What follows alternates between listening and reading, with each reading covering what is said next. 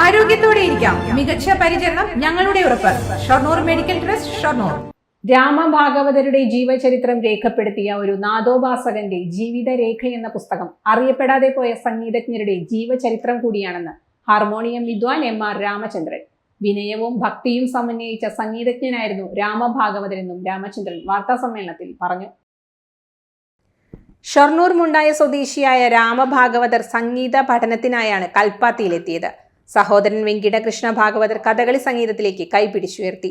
പിന്നീട് കൽപ്പാത്തിയിലെത്തിയ രാമഭാഗവതർക്ക് തൊണ്ടിക്കുളം അനന്തരാമ ഭാഗവതർ, ഉമയാൾപുരം സ്വാമിനാഥ അയ്യർ എന്നിവർ സംഗീതം പകർന്നു നൽകി.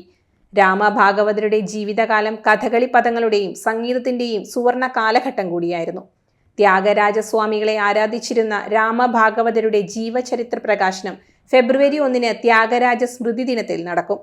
ഭാഗവതരുടെ ജീവചരിത്രം സംഗീത പഠിതാക്കൾക്ക് പ്രചോദനമാവുമെന്നും രാമചന്ദ്രൻ പറഞ്ഞു. ഇന്ന് നമ്മൾ കേൾക്കുന്ന കഥകളിയിലെ എല്ലാ കഥകളും, അതിലെ സംഗീതം എല്ലാം മാറ്റിയെടുത്തുകൊണ്ട് എല്ലാം റീസ്ട്രക്ചർ ചെയ്തിട്ടുള്ള ഒരു അസാമാന്യ പ്രതിഭയായിരുന്നു ഉണ്ടായ വെങ്കടകൃഷ്ണ ഭാഗവതർ. അദ്ദേഹത്തിന്റെ അനുജനായിരുന്നു രാമഭാഗവതർ. ഇവർ രണ്ടുപേരും ഒരുമിച്ച് കഥകളിക്ക് അരങ്ങത്ത് പാടിയിരുന്നു.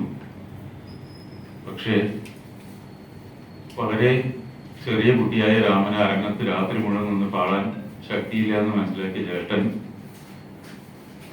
സ്വന്തം അനുജനെ പാലക്കാട് തൊണ്ടികുളം അഗ്രഹാരത്തിലെ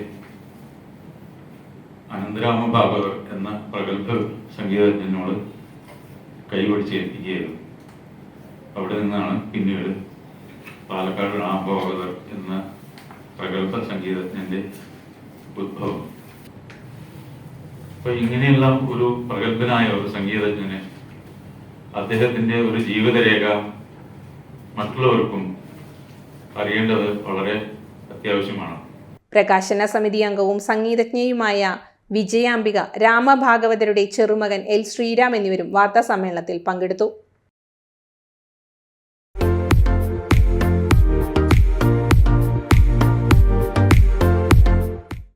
ഡോട്ട് വ്യൂ ന്യൂസ്. കാഴ്ചകളാണ് ലോകം. കണ്ടു തുടങ്ങുക.